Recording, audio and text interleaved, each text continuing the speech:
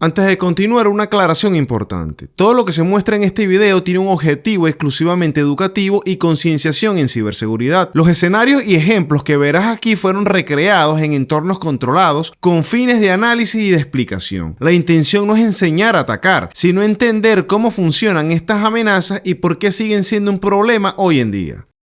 Imagina que mañana despiertas y algunos servicios que usas a diario dejan de responder. No hay aviso, no hay errores, simplemente no funcionan. Detrás de cada página que visitas hay ordenadores reales, con límites reales conectados a una infraestructura que no está diseñada para resistirlo todo. Procesador, memoria, ancho de banda. Cuando esos límites se superan, el servicio no falla, se queda sin aire. Hoy vamos a hablar de cómo millones de máquinas distribuidas por todo el mundo pueden ser coordinadas para atacar, forzar esos límites y hacer colapsar un servicio.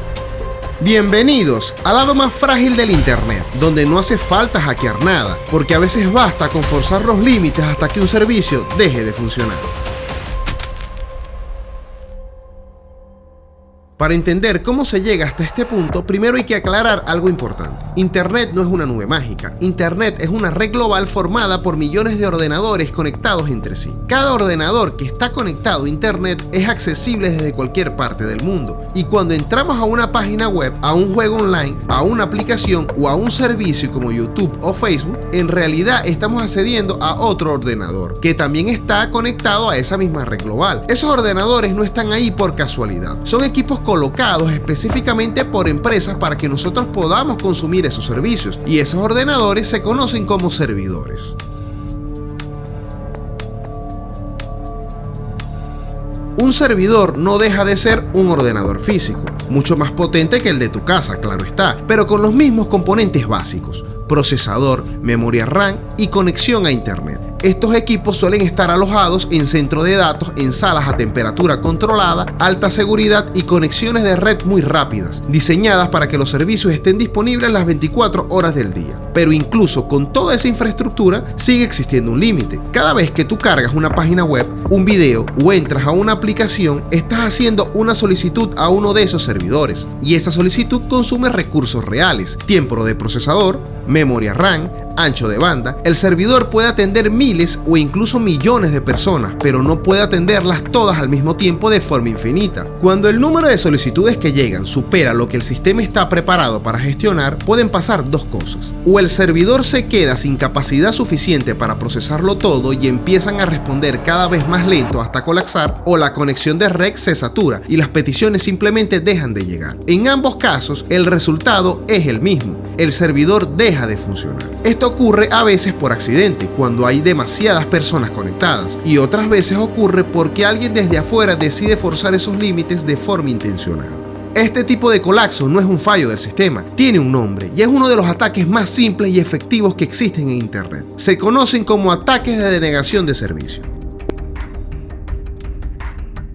Un ataque de denegación de servicio no es algo nuevo ni especialmente sofisticado. Apareció cuando los servidores comenzaron a concentrar cada vez más usuarios y servicios. La idea es simple: si un sistema tiene recursos limitados y se le exige de forma constante cada vez más de lo que puede manejar, acaba saturándose. En sus primeras versiones, este tipo de ataque se realizaba desde un solo ordenador contra un solo servidor. Bastaba con enviar una solicitud de forma continua, una tras otra, consumiendo poco a poco los recursos del sistema. El servidor intentaba responder a todas las solicitudes como si fueran peticiones normales, hasta que llegaba un punto en el que ya no podía más. Cuando se superaba ese límite, el sistema se volvía lento, dejaba de responder y el servicio quedaba fuera de funcionamiento. Aunque hoy en día este tipo de ataques ya no suele ser efectivo por sí solos, fue el punto de partida de algo mucho más grande. A partir de aquí, la forma de colapsar servicios en Internet evolucionó, se amplificó y se volvió mucho más difícil de detener. Pero antes de llegar a eso, es importante entender cómo funcionaba todo al principio.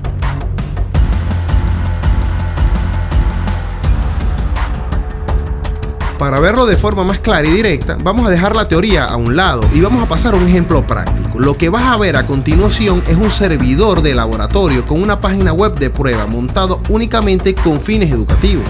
Por cierto, si quieres ver esta misma demostración con más detalle, tanto en Instagram como en TikTok, ya tienes un video corto donde muestro un escenario con una página web de un restaurante alojada en un servidor obsoleto, utilizando para ello una herramienta desarrollada por mí en Python. Dicho esto, vamos a la práctica. Esto que ves aquí es una página web local, alojada en un servidor de prueba desde otra máquina del laboratorio. Para esto hago lo siguiente. Abro la terminal y ejecuto una herramienta desarrollada en Python, pensada específicamente para este tipo de pruebas.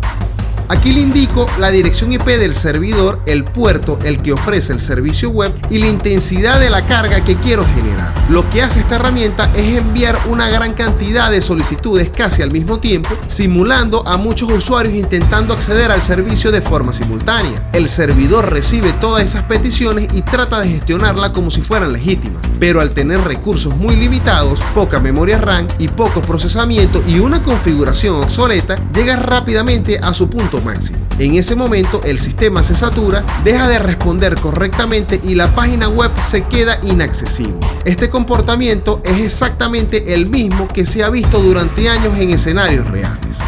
Durante años, este tipo de ataques funcionaron así. Un solo ordenador, una sola conexión, forzando los límites del servidor. Pero Internet creció, los servidores se hicieron más potentes, las defensas mejoraron y entonces este tipo de ataque dejó de ser suficiente.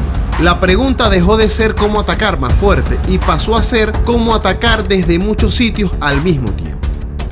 En ese punto solo habían dos opciones. La primera, convencer a millones de personas para que se pusieran de acuerdo, atacaran a la misma hora y actuaran como una sola, algo completamente irreal. Y la segunda era la opción mucho más sencilla: infectar a millones de dispositivos y controlarlos de forma remota y usarlos sin que sus dueños se enteraran. Cámaras de seguridad, router doméstico, grabadores de vídeo, dispositivos encendidos a las 24 horas. Esto no era una teoría, ocurrió de verdad, y cuando pasó, medio Internet se dio cuenta de lo frágil que era.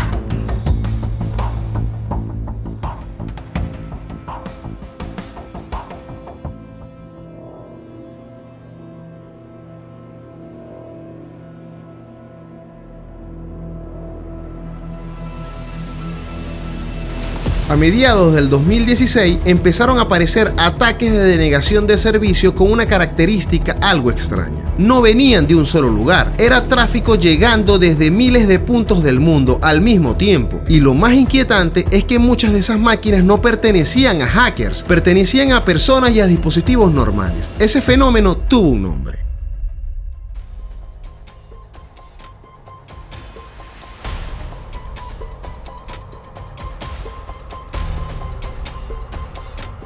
Mirai fue un malware que se especializó en algo aparentemente simple: aprovechar dispositivos conectados a internet mal configurados o con fallos de seguridad básica. Cámaras IP, router doméstico, grabadores DVR, equipos que muchas personas compran, instalan, conectan a la red y dejan funcionando con la configuración de fábrica, sin cambiar contraseñas ni revisar opciones de seguridad. No es casualidad que muchas de las infecciones se encontraban en países donde este tipo de dispositivos se comercializaba de forma masiva y a bajo costo, como China, Brasil, Colombia, Venezuela y otros mercados similares.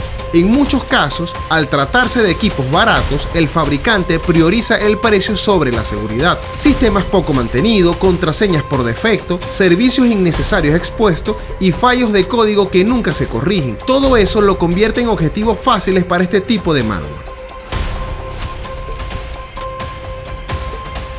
Mirai escaneaba internet de manera continua, probando direcciones IP de forma masiva y buscando dispositivos que tuvieran servicios expuestos, especialmente Telnet. Cuando un dispositivo respondía, Mirai intentaba acceder utilizando una lista de credenciales por defecto, la misma que muchos fabricantes incluyen de fábrica y que los usuarios rara vez cambian. Y una vez se lograba el acceso, el bot enviaba la dirección IP del dispositivo y las credenciales válidas a un servidor de reporte. El servidor almacenaba la información clave del equipo comprometido, como el tipo de dispositivo, la arquitectura o el modelo del procesador, y con esos datos se cargaba posteriormente un loader específico para ese hardware, permitiendo infectar el dispositivo de forma específica y controlarlo de forma remota.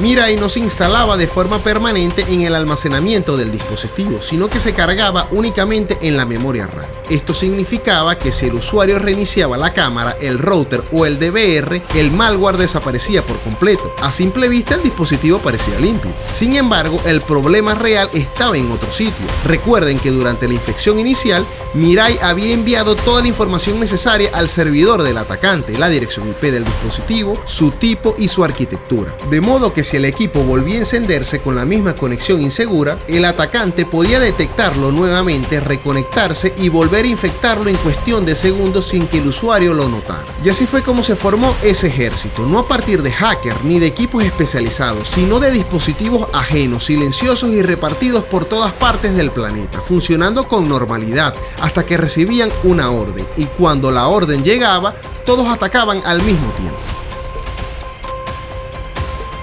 Eso fue Mirai. A partir de ese momento quedó claro que el problema ya no era cuánta fuerza podía ejercer un solo atacante, sino cuántos dispositivos podían actuar al mismo tiempo. Este tipo de ataques se les empezó a llamar ataques de denegación de servicio distribuido, o simplemente ataques DDoS.